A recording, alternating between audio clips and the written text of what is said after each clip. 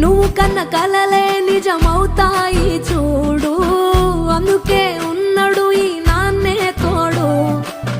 దశరథ మహారాజే నాన్నై పుట్టాడు, నువ్వు రాముడంత ఎదగరనేడు.